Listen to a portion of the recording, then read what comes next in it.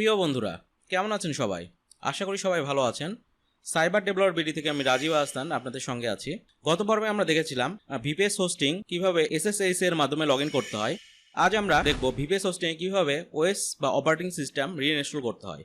তো আমি যে ভিপিএস এর অপারেটিং সিস্টেম রিইনস্টল করব সেটার ক্লায়েন্ট এরিয়াতে লগ ইন করছি।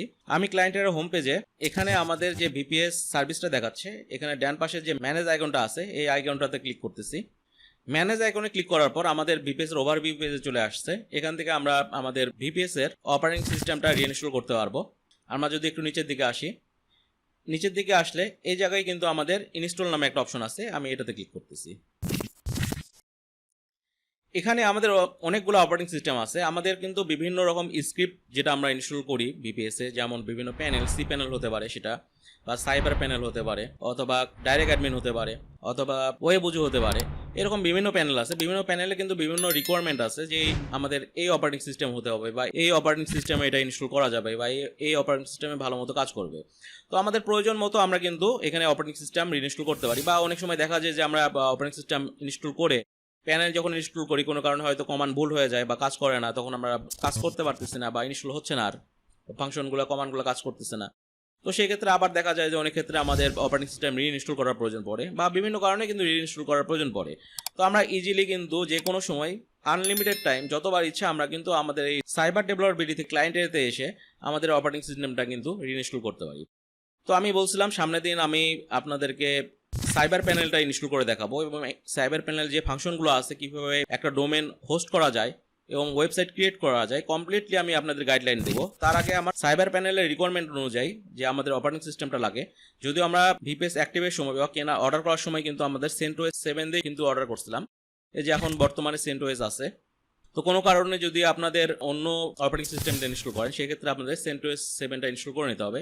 আজকের ভিডিওতে আমরা এটাই দেখাবো যে CentOS 7টা কীভাবে ইনস্টল করতে হয় যদি অন্য অপারেটিং সিস্টেম থাকে। তো প্রথমে আপনি ওভারভিউ পেজে আসবেন, এইভাবে এখান থেকে এই ইনস্টল বাটনে ক্লিক করবেন। এখানে আমাদের যে CentOS অপশনটা আছে এখানে আমি ক্লিক করব। ক্লিক করলে আমাদের CentOS এর বিভিন্ন ভার্সনগুলো এখানে শো করবে। আমাদের লাগবে হচ্ছে CentOS 7.6 এই ভার্সনটা। এখানে ক্লিক করলাম। আমরা যে কোনো পাসওয়ার্ড এখানে দিতে পারি, অথবা এখানে পাসওয়ার্ড জেনারেটও করে নিতে পারি। আমি আমার পছন্দ মতো পাসওয়ার্ড এখানে দিয়ে দিচ্ছি। এখানে রিপিট পাসওয়ার্ড, উপরে যে পাসওয়ার্ডটা দেবো সেই পাসওয়ার্ডটা এখানে রিপিট করতে হবে। তারপর এখানে যে নিচে রিইনস্টল বাটনটা আছে এই বাটনটাতে ক্লিক করব, এবং আমাদের কনফার্ম করার জন্য একটা পপ আপ চলে আসবে। এখানে আমি ওকে বাটনটা ক্লিক করব। ওকে বাটনে ক্লিক করার পর আমাদের ব্যাকগ্রাউন্ডে কিন্তু এই যে অপারেটিং সিস্টেম রিইনস্টল প্রসেস শুরু হয়ে গেছে। এখানে বলে রাখা ভালো, আপনি কিন্তু অপারেটিং সিস্টেম যখন রিইনস্টল করবেন, আপনাদের লাইভ সার্ভারও যদি হয়, কখনো কিন্তু রিইনস্টল কাজটা করবেন না, কারণ রিইনস্টল মানেই কিন্তু ফরম্যাট হয়ে যাওয়া। আপনার ভিপিএস এর যত রকম ডাটা থাকবে সব কিন্তু ফরম্যাট হয়ে যাবে, ফরম্যাট হয়ে একবার ফ্রেশ অবস্থায় চলে আসবে। আমরা যখন কম্পিউটারে উইন্ডোজ দিই বা অপারেটিং সিস্টেম দিই, তখন সি ড্রাইভ যেভাবে আমাদের হচ্ছে ফরম্যাট হয়ে যায়, সবকিছু ক্লিন হয়ে যায়, সেই রকমই কিন্তু এই ভিপিএস এর ওএস রিইনস্টল দেওয়া কিন্তু সেম ফাংশন। যদিও আমাদের কম্পিউটারে কিন্তু আলাদা ড্রাইভ থাকে, সেই ড্রাইভগুলোর কোনো ক্ষতি হয় না, কিন্তু এখানে কিন্তু ড্রাইভ বলতে সবকিছু কিন্তু এক জায়গাতেই। দ্যাট মিন আমরা যদি ভিপিএস রিইনস্টল করি আমাদের সব ডাটাই কিন্তু চলে যাবে। তাই লাইভ সার্ভারে কিন্তু কোনো অবস্থায় আমরা ভিপিএস রিইনস্টল করব না। আমরা যখন প্রথম কাজ শুরু করব, আমাদের প্রয়োজন অনুযায়ী ওএস বা অপারেটিং সিস্টেম দেওয়া দরকার, তখন আমরা ভিপিএসটা ইনস্টল করে আমাদের পছন্দ মতো অপারেটিং সিস্টেমটা দিয়ে নেব। আমাদের অপারেটিং সিস্টেম ব্যাকগ্রাউন্ডে প্রসেস চলছে, এটা কিছুক্ষণ সময় লাগবে। কিছু সময় অপেক্ষা করলে দেখবো আমাদের ভিপিএসটা ইনস্টল হয়ে গেছে। আমরা অপেক্ষা করি।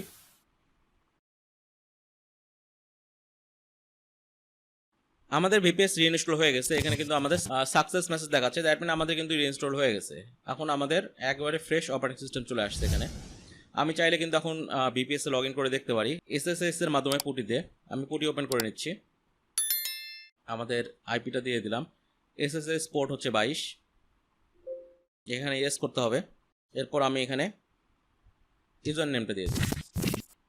এখানে আমাদের পাসওয়ার্ডটা দিয়ে দিতে হবে। আমাদের কিন্তু সফলভাবে পুটিতে লগ ইন হয়েছে। আমি কিন্তু এখান থেকে চেক করে দেখতে পারি যে আসলে আমাদের ওএস এখন বর্তমানে কি আছে। আমি এখানে আমার ওএস চেক করার যে কমান্ডটা আছে কমান্ডটা দিয়ে দিচ্ছি, যেখানে কিন্তু দেখাচ্ছে আমাদের CentOS লিনাক্স রিলিজ 7.6। আমি যদি আরও ডিটেইলি দেখতে চাই তাহলে আর একটা কমান্ড আছে, সেই কমান্ডে আমি দেখতে পারবো। এখানে দিয়ে দিলাম। আমাদের কিন্তু একবার হোস্ট নেম সহ এখানে কিন্তু যাবতীয় ডিটেল যেটা এই যে CentOS লিনাক্স 7 কোর, এখানে কিন্তু একেবারে যাবতীয় ডিটেলসগুলো আমাদের এখানে শো করতেছে। তো আমাদের কিন্তু অপারেটিং সিস্টেম যেটা আমরা ইনস্টল করলাম সেটা কিন্তু সফলভাবে ইনস্টল হয়ে গেছে। তো বন্ধুরা, এই ছিল আজকের ভিডিও। আজকে আমরা দেখলাম সাইবার ডেভেলপার ক্লায়েন্ট এরিয়া থেকে VPS এর ওএস কিভাবে ইনস্টল করতে হয়। আজ তাহলে এই পর্যন্তই। আগামীতে দেখা হবে নতুন কোনো ভিডিও নিয়ে। সে পর্যন্ত সকলেই ভালো থাকবেন। আল্লাহ হাফেজ।